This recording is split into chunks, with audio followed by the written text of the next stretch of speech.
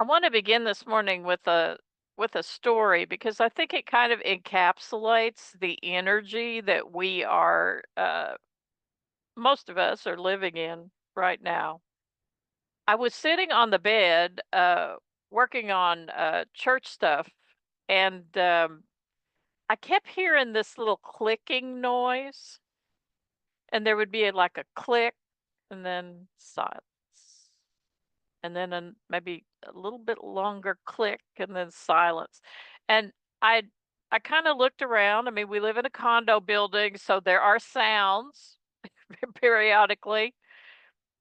But then I heard a longer click, like something like that. And then all of a sudden, the rod that holds my clothes in my closet split in half and dumped all my clothes in the floor. And so what what I had been hearing that I could not identify was that sound of the rod cracking, and then and it took me 2 days to get that mess cleaned up, and I just kind of took it as a time to, take a couple bags of stuff to Goodwill and to go through things, and so my closet looks a lot better, but man, that was surprising. And, I could say there is no way that I could have known that that happened, and yet I had these little warning clicks that that something was going on. So maybe if I was paying better attention, I would have known.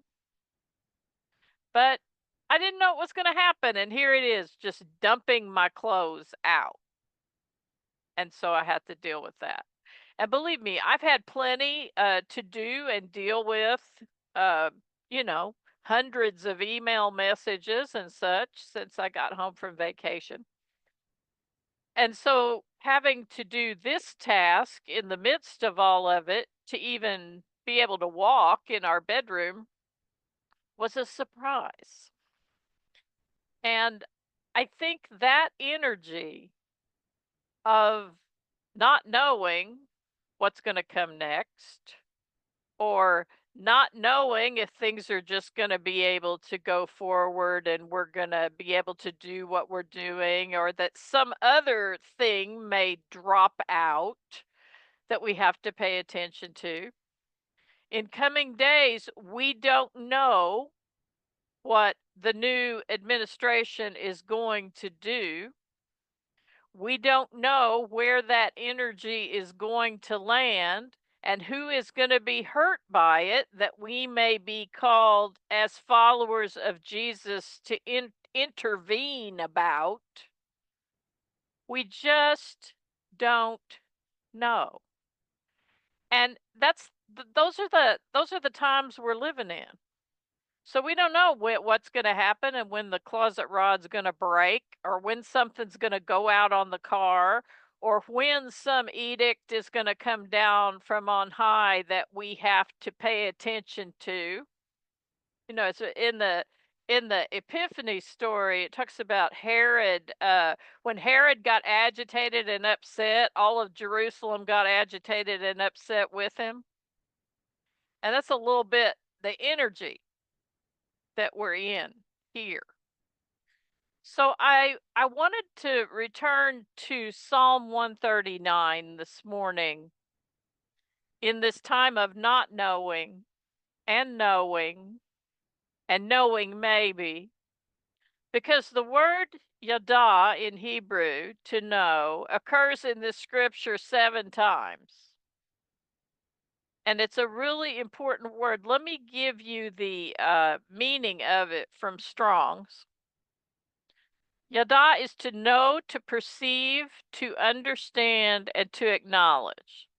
It encompasses a range of meanings related to knowledge and understanding, and is used to describe intellectual awareness, experiential knowledge, and intimate familiarity. Now, this is a word that's used quite a bit in the Hebrew Bible to describe that somebody knew somebody, or Ruth and Boaz knew each other. So the word "knew" can also, to know, yada, can be about sex. It can be about intimacy. It can be about intimacy between friends, more agape in the New Testament kind of love, and safety and intimacy between friends. What we're trying to create here at United Church of Hayward. Or it can be about more intellectual things, heart things. This word yada I love because it's a whole body experience. And what you will notice about Psalm 139 is that this is a very embodied psalm. There's a lot of mention of God being involved with our bodies and with our lives in very intimate ways in this psalm. So I want you to hold that container as we enter into this. Now, I shared with you two translations. The first was Jeanne Peterson's from The Message, which is a more poetic translation that is really beautiful. It loses a few things that I think the NRSVUE picks up. So I'm going to be dealing with the NRSVUE, which is the new revised standard version, updated, and the NRSVU, and I'm not sure what the E is. I'll look that up. But it's a better translation. And yet I think Jeanne Peterson's translation can be useful to us too, because it's very poetic and gets to that energy. So I want you to notice which of those you resonate with more, or what words jumped out at you, because when we have our reflection time, we're going to be talking more about that. So in the first line, "O Lord, you have searched me and known me." Yada, known me. That's time number one. You know when I sit down and when I rise up. You discern my thoughts from far away. You search out my path and my lying down, and are acquainted with all of my ways. All of them. Even before a word is on my tongue, O Lord, you know it completely. You hem me in behind and before, and lay your hand upon me. Such knowledge, to know, knowledge, is too wonderful for me. It is so high that I cannot attain it. Now, I don't know about y'all, but I feel comforted by this passage. It's magnificent and beautiful that God knows us with such intimacy. And it also is a little bit troubling to me. It's troubling to me because it's a little bit overwhelming, and it's troubling to me because it's just so intimate. Are we really comfortable with God knowing what's going on in our shadow selves and what we're thinking as somebody does, cuts us off in traffic, or rolls a cart over our foot in the supermarket? Are we comfortable with that? Are we comfortable with what this chatter, this self-talk that goes on in our minds, what goes on in our hearts? Is what we are doing performative, so people won't really know what's going on in our hearts? You hear in this section, God knows all of it. And I don't know about y'all, but I find that exciting, and I also find that a little bit scary and unsettling. So I want you to check in with yourselves about what you feel in the midst of this as you hear it. So there's a little shift here. And we go from this sort of this intimacy, discerning thoughts and what's going on inside us, to this idea that God's Spirit is everywhere. And I do mean everywhere for this psalmist. Where can I go from your Spirit? Where can I flee from your presence? If I ascend to heaven, you are there. If I make my bed in Sheol, you are there. If I take the wings of the morning and settle at the farthest limbs of the sea, even there your hand shall lead me, and your right hand shall hold me fast. If I say, surely the darkness shall cover me, and the light around me become night, even the darkness is not dark to you. The night is as bright as day. The darkness is as light to you. God's presence is everywhere, in every cell of our bodies, in our thoughts, in our hearts, in our communities, in our nation. How do we feel about that with the current state of things? How are we doing with our alignment, our personal alignment?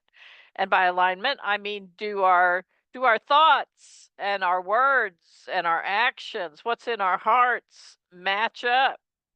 That's the thing that made Jesus so powerful.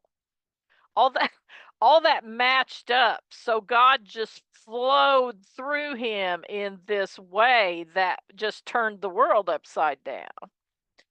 And when we hear these things in the scriptures, it's not just usually talking about God or Jesus. We're usually called to some of it too, because we embody that. As the next part of this psalm is going to get really, really embodied. And I think it's Walter Brueggemann that captures this idea so clearly when he writes that in Psalm 139, the psalmist takes this theology of omniscience off the top shelf and brings it down to a very personal level. God's omniscience is not theological or philosophical. It's not out here talking about stuff. It's relational and personal. It's embodied. Notice the personal pronouns. Pronouns are important. Notice them. Lord, you have searched me and known me. You know my sitting down and my rising up. The psalmist doesn't say, Lord, you know all things and you've searched all things. The psalmist says, God, you've searched me and known me. That's intimate. That's yada. No, intimacy. Down to the cells, to the blood and to the bone and to all the shadow stuff that's going on in here. The shame, the trauma, all the stuff that the divine calls us to look at and to be healing and to working with on our journey. So here's the really embodied, intimate part of this psalm. For it was you who formed my inward parts. You knit me together in my mother's womb. I praise you, for I'm fearfully and wonderfully made. Wonderful are your works that I know very well. My frame was not hidden from you when I was being made in secret, intricately woven in the depths of the earth. See, earth, body, embodiment.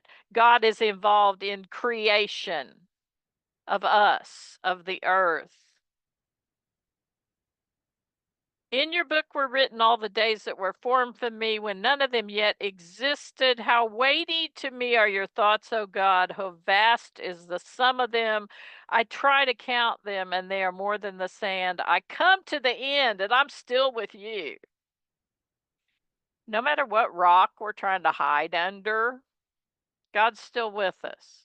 Did you notice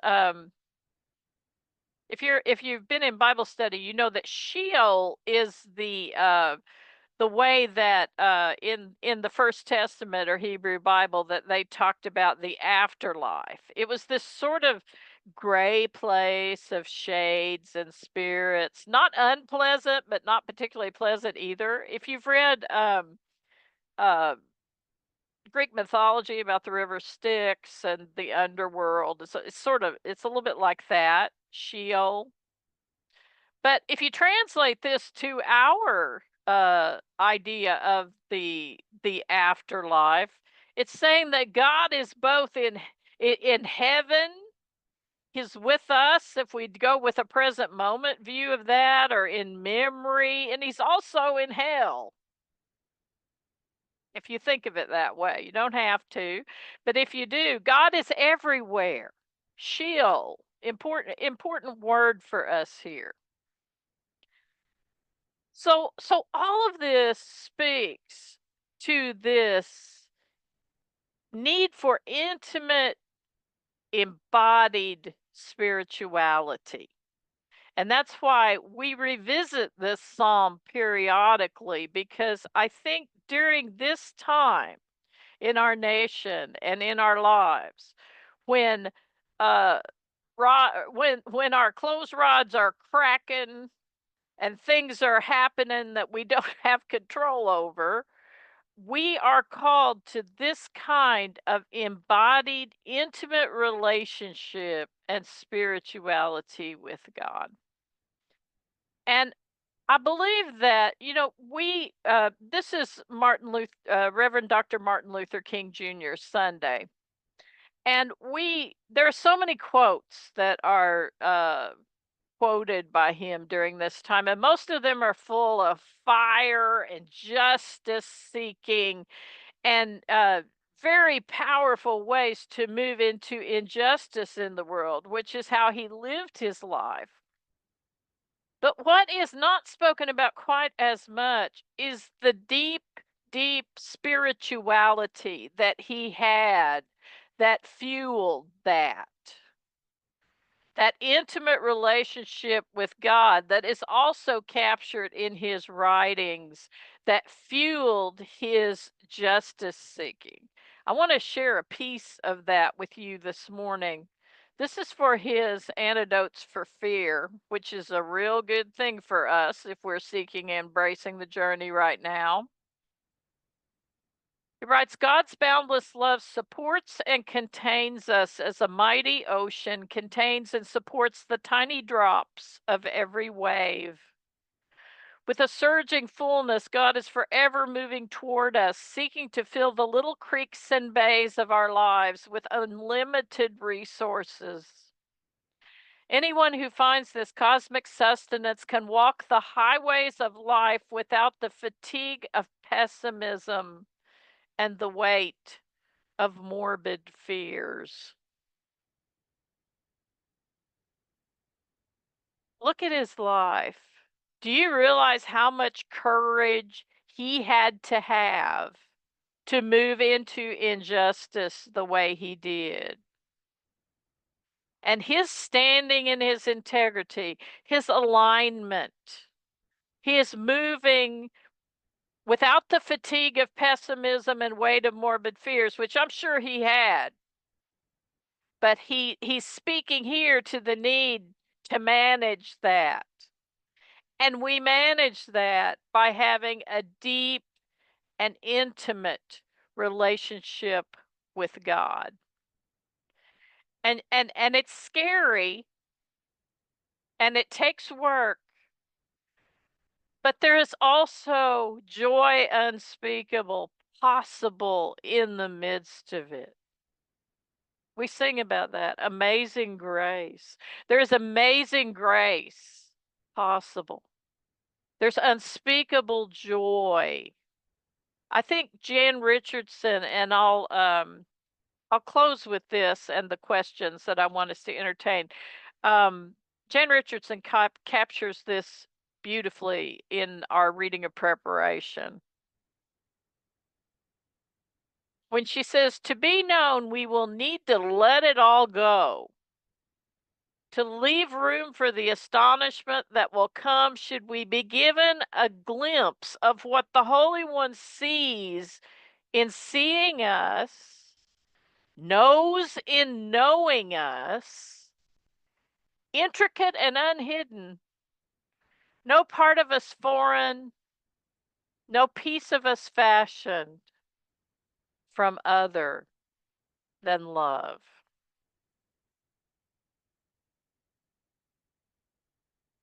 Which translation that I've read here this morning do you resonate with more and why? What words jump out at you in this? The quote I included from Reverend Dr. King shows a more mystical, spiritual nourishment in his life that fueled his justice seeking. What does that mean for you? How do justice seeking and spiritual practice deepen a relationship with God? How does that stuff about being known intimately by God make you feel? Does it make you feel joyful or a little bit scared? Let's talk about it. Amen.